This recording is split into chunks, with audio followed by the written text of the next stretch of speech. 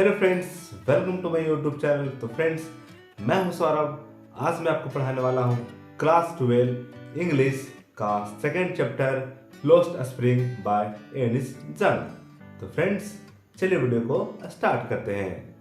तो फ्रेंड्स, आपको बता दें कि इस चैप्टर में कुल 2 पार्ट्स हैं और पहला पार्ट का नाम है जो कि हम पढ़ेंगे some time I find a rupee in the garbage, और सेकंड पार्ट है I want to a drive a car. तो फ्रेंड्स, चलिए हम पढ़ते हैं फर्स्ट पार्ट की ओर, जो कि है some time I find a rupee in the garbage. भले ही इस चैप्टर का 2 पार्ट है और इसके अलग अलग नाम हैं, लेकिन आपको बता दें कि इस चैप्टर का मोटिव बस एक ही है, और इस चैप्टर का मेन मोटिव है पॉवर्टी को दिखाना, गरीबी को दिखाना, कैसे गरीबी का बचपना पे असर पड़ता है उसके बारे में दिखाना। बताते हैं आपको पहले पार्ट की ओर। आपने इस चैप्टर का नाम तो देखा ही होगा, लॉस्ट स्प्रिंग। स्प्रिंग मतलब होता है चाइल्डहुड, और यही चाइल्डहुड आपको किसी कारणवश घर की जिम्मेदारियां, आगे की बोझ, आपको काम करना पड़े, तो उसी टाइम आपका बचपना वहीं खो जाता है और आप बड़े हो जाते हो। खेलने कूदने के टाइम पे आपको काम करना पड़े तो आपका बचपना वहीं पे खो जाता है। तो इसी पे आधारित, पॉवर्टी पे आधारित, गरीबी पे आधारित इस चैप्टर है। तो चैप्टर को ध्यान से आप देखिए और ध्यान से जरूर सुनिए। फर्स्ट पार्ट है जो कि some time I find a rupee in the garbage. यह एक बच्चे की कहानी है जिसके फैमिली रैक पिकिंग का काम करते हैं, और रैक पिकिंग का मतलब होता है कूड़े कचरों में से बहुमूल्य चीज को बाहर निकालना और उसे बेचकर पैसे को अर्जित करना। आगे है दोस्तों, एक बार की बात है जब ऑथर कहीं जा रहे होते हैं तो रास्ते में देखते हैं बहुत से बच्चे, छोटे छोटे बच्चे रैक पिकिंग कर रहे होते हैं। तो उसी टाइम ऑथर वहीं पे रुकते हैं और बच्चों से बात करना चाहते हैं। तो ऑथर एक बच्चे से वहीं पे पूछ बैठते हैं कि तुम लोग स्कूल क्यों नहीं जाते हो, तुम लोग ये काम क्यों कर रहे हो। तो वहाँ से वो बच्चा उठ के बोलता है, बड़ी ही मासूमियत से बोलता है, हमारे पास कुछ करने को है ही नहीं तो हम क्या करें। तो ऑथर उधर से फिर से पूछते हैं कि तुम स्कूल क्यों नहीं जाते हो। तो ऑथर को मन ही मन उस गिल्टी भी फील हो रहा होता है कि हम ऐसे सवाल क्यों पूछ रहे हैं, अगर ये लोग स्कूल जाने के लायक होते तो स्कूल अवश्य जाते। तो वो लड़का बोलता है कि स्कूल में इसलिए नहीं आता हूँ क्योंकि यहाँ पे कोई स्कूल ही नहीं है, तो हम लोग कहाँ पे जाएंगे। तो ऑथर बोलते हैं कि क्या हम तुम्हारे लिए स्कूल बना सकते हैं, क्या हम स्कूल बनाएंगे तो तुम लोग उसमें पढ़ोगे। तो बच्चे खिलखिलाते हुए बोलते हैं, बच्चे तो बच्चे होते हैं, वो बोलते हैं कि हाँ बिल्कुल हम लोग जाएंगे, उस स्कूल में पढ़ेंगे, पक्का पढ़ेंगे। तो ऑथर मुस्कुराते हैं और वहाँ से चल जाते हैं। तो मतलब वहाँ पे कह बैठते हैं कि हाँ हम स्कूल तुम्हारे लिए बनवाएंगे, और आगे देखते हैं क्या होता है। बहुत दिन बीत जाते हैं और एक समय ऐसा आता है कि उस बच्चे ने ऑथर को देखा और दौड़े दौड़े ऑथर के पास आता है और ऑथर से पूछता है कि क्या स्कूल बन गए। तो ऑथर सोचती है कि ओह, मैंने क्या इसे आश्वासन दे दिया, हमारे जैसा और भी कई आए होंगे और इन्हें आश्वासन दिए होंगे और कुछ भी नहीं कर बैठे होंगे। तो उसे मन ही मन ऑथर को बहुत ही खराब लगता है और उस बच्चे को बोल बैठती है कि अभी नहीं, अभी स्कूल बनने में लेट है, तो अभी स्कूल नहीं बना है, बनेगा तो तुम लोग पढ़ना। ऑथर अब इस बच्चे से पूछ बैठती है कि तुम्हारा नाम क्या है। तो उस बच्चे ने बहुत ही मासूमियत से बोला कि मेरा नाम साहिब आलम है। तो वो ऑथर उससे पूछ बैठती है, क्या तुम्हारा नाम साहिब आलम है। तो वह बोलता है, हाँ हमारा नाम साहिब आलम है। ऑथर उससे फिर से पूछती है कि क्या तुम्हें साहिब आलम के बारे में पता है, साहिब आलम क्या होता है। तो बोलता है, नहीं बस मेरा नाम है, बस इतना ही है। तो मन ही मन ऑथर सोचती है कि साहिब आलम का तो मतलब होता है लॉर्ड ऑफ यूनिवर्स। मतलब इसका मतलब होता है कि दुनिया पे राज करने वाला। लेकिन उस बच्चे को इसके बारे में पता नहीं होता है, और उस बच्चा रैक पिकिंग का काम करता है, कूड़ा चुनता है। तो इससे देखा जाए कि कहीं भी किसी को किसी भी परिस्थिति में काम करना पड़ता है और मजबूरी किसी का भी बचपना छीन लेता है। यही है, बचपना छीन लेता है। ऑथर उन बच्चों को डेली डेली देखती है कि क्या कर रहे हैं बच्चे, कैसे काम कर रहे हैं। तो एक बार वहाँ पे ऑथर रुकती है और फिर से बच्चों से बात करना चाहती है। तो वहाँ पे देखती है कि सारे बच्चे नंगे पाँव हैं, खाली पैर हैं। तो पूछ बैठती है कि तुमने चप्पल क्यों नहीं पहना है। तो वहाँ एक बच्चा बोलता है कि हमारे पास चप्पल ही नहीं है तो हम पहनेंगे कैसे। लेकिन अगला दूसरा बच्चा हंसते हंसते बोलता है कि हमारे पास चप्पल भी होंगे तो हम लोग नहीं पहनेंगे, मेरी माँ अगर ले भी देगी तब भी हम नहीं पहनेंगे, क्योंकि हमारा ट्रेडिशनल है कि हम यहाँ पे बिना चप्पल का ही रहते हैं। तो सोच सकते हैं आप दोस्तों कि वो बच्चे भी कितने समझदार हैं कि वो अपने आप में जानते हैं कि हमारे पास चप्पल खरीदने का पावर नहीं है तो हम चप्पल पहन भी नहीं सकते हैं। तो फ्रेंड्स, यहाँ पे आप सोच सकते हैं कि काफ़ी बच्चे होते हैं जिन्हें बचपन में जो डिमांड करते हैं, जो चीज़ लेने के लिए बोलते हैं, वो चीज़ उन्हें मिल जाता है। और यहाँ पे ये बच्चे खाली पाँव काम को कर रहे हैं, क्योंकि उन्हें अपना घर चलाना है, उन्हें भोजन करना है। भोजन के लिए वो दिन रात मेहनत करते हैं और उससे भी उसे सुख नहीं मिल पाता है।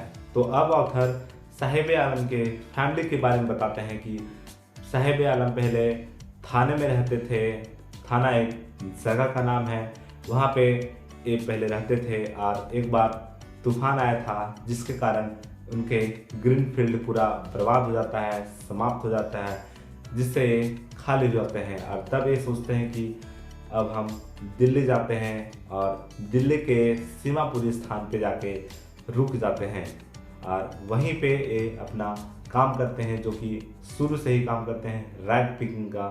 साथ ही साथ साहिब आलम भी उस काम को करता रहता है। और आपको बता दें कि इनके पास आइडेंटिटी के लिए वोटर आईडी कार्ड नहीं है, इनके पास है राशन कार्ड, जिससे कि इन्हें राशन मिल सके और ये अपना भोजन कर सके, अपना जीवन को चला सके। ये राशन कार्ड उन्हें पॉलिटिशियन ने वहाँ पे दे दिया है, जिससे ये भोजन अपना कर सके और पॉलिटिशियन अपना फ़ायदा के लिए इन्हें राशन कार्ड देते हैं, जिससे वो उन्हीं को ये वोट दे सके। अब साहिब बताता है कि हम कूड़े कचरे में जब रैग पिकिंग करते हैं और उससे बहुत से वस्तुओं को खोजते हैं तो कभी कभी हमें 10 की नोट मिल जाती है, जिससे हमें बहुत ही खुशी होती है। उसी के वजह से हम मोटिवेट होते हैं और आगे काम करने के लिए चले जाते हैं। तो आप समझ सकते हैं कि कितना गरीबी उनके पास हुआ करती है कि 10 रुपये के लिए वो दिन रात मेहनत करते हैं, उस कूड़ा में चूना करते हैं और अपना जीवन चलाने की सोच रखते हैं। एक दिन अगर वो रैग पिकिंग नहीं करते हैं तो उन्हें घर चलाने के लिए भी समस्या का पैदा हो सकता है, क्योंकि एक दिन का काम करने से उन्हें एक दिन का ही भोजन और उनका राशन चल सकता है। बहुत से दिन बीत गए और ऑथर और साहिब की मुलाकात बहुत दिनों के बाद होती है और अभी साहिब एक हेवी स्टील का कंटेनर लिए हुए पीछे है, जो कि वो पहले प्लास्टिक का एक बैग लेके पीछे रहता था और उसी में कूड़ा कचरा को उठाता था। अब देखते हैं ऑथर उसके फेस पे कोई भी खुशी नहीं झलकती है। वो दूसरे के पास काम करने के लिए जाता है, एक चाय की दुकान होती है वहीं पे काम करता है, क्योंकि वह अपना काम अब नहीं कर रहा होता है।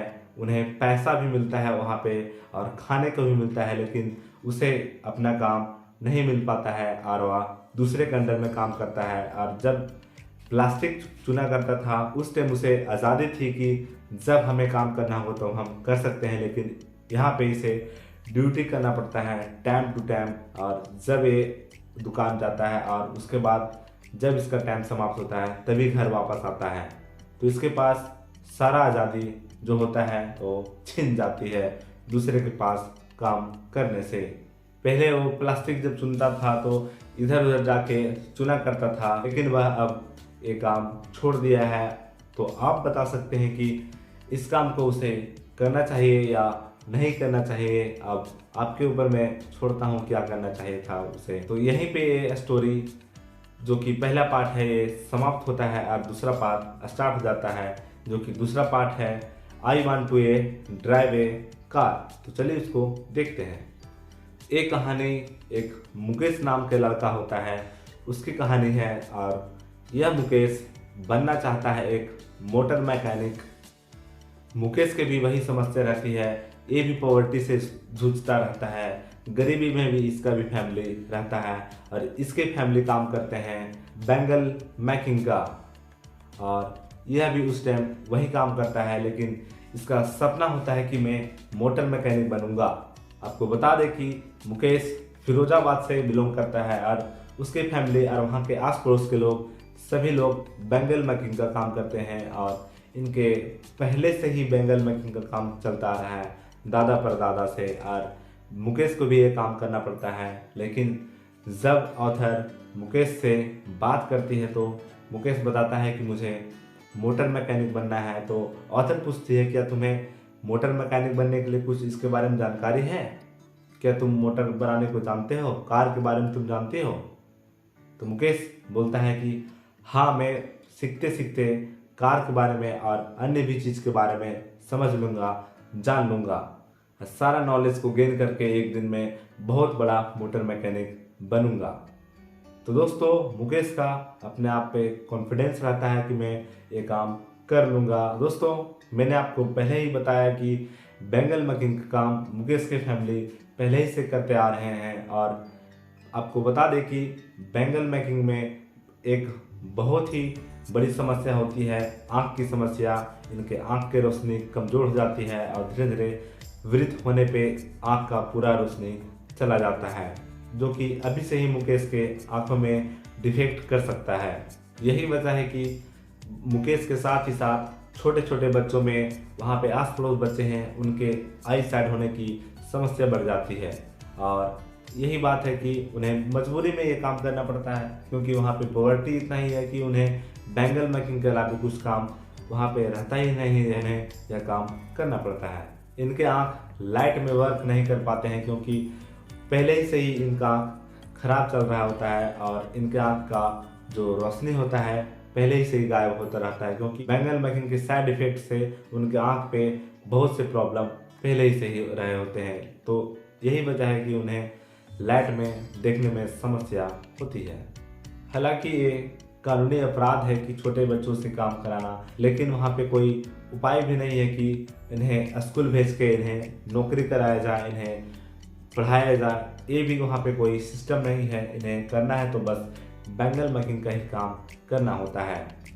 ऑथर एक बार मुकेश के घर जा रही होती है और वहाँ पे देखती है कि एक स्लम एरिया में मुकेश का घर है, झोपड़पट्टी सा घर है। और उसी घर में, जिस घर में मुकेश रहता है, सामने बहुत से जानवर बांधे होते हैं और एक गंदा मैला सा झोपड़ी होता है, और वहीं पे मुकेश रहता है। जब ऑथर मुकेश के दादी से बात करते हैं तो उस टाइम दादी बोलती है, लोग कंफर्ट है इस झोपड़ी में, इस घर में हमें किसी प्रकार की कोई समस्या नहीं होती है और मैं अच्छा से यहाँ पे रह सकता हूँ। वहीं पे सामने एक कन्या रहती है जो कि चावल चुन रही होती है, बहुत ही ध्यान से सारी बातों को सुन रही होती है। हमें लगता है कि वो मुकेश की वाइफ होगी, आई डोंट नो कौन होगी। सो दादी होती है और वहाँ पे एक गर्ल होती है जो कि सर पे घूंघट ओढ़े रहती है। सर पे घूंघट ओढ़ने का मतलब वहाँ पे एक ट्रेडिशनल है कि आपको कोई भी आदमी आए तो सर पे घूंघट ओढ़ लेना है। ऑथर सोचते हैं कि ये लोग कैसे रह पाते हैं अनहाइजीनिक, यहाँ पे बहुत सी बीमारी हो सकती है, जानवर भी एक ही पास रह सकते हैं, मल मूत्र एक ही पास साइड में देते हैं, तो उससे काफ़ी समस्या, काफ़ी बीमारियाँ उससे हो सकती है। जब ऑथर उनकी दादी से मुकेश के बारे में पूछती है तो वो दादी भी बोलती है कि हम लोग पहले से ही बैंगल मैकिंग का काम करते हैं, तो हमें गर्व होगा कि मुकेश भी इसी काम को करे तो हमें बहुत ही खुशी होगी। लेकिन मुकेश पहले ही से ही सोचता है कि मुझे मोटर मैकेनिक बनना है, मैं मोटर मैकेनिक बनूंगा। उससे जो कि उनके दादी, उनके पेरेंट्स कर रहे होते हैं बैंगल मैकिंग काम, उससे कुछ अलग करना चाहता है। कोई कोई वहाँ पे समझदार है और वह अलग काम करना चाहते हैं, कुछ उससे अलग काम करना चाहते हैं, बैंगल मैकिंग से अलग काम करना चाहते हैं।